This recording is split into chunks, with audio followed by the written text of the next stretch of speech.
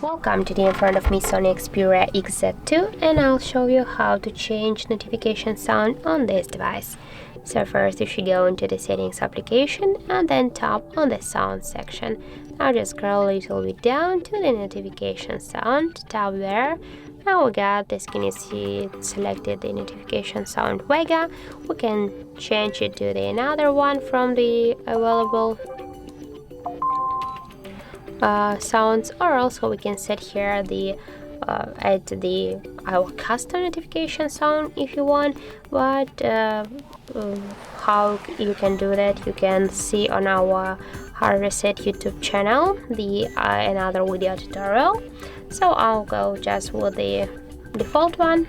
So just tap here to the serious one, for example, and just tap here to OK to save the changes.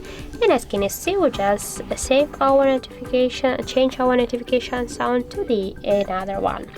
So that's how it looks. That's really simple, as can you see. And if you found this video helpful, don't forget to leave a like, comment, and to subscribe our channel.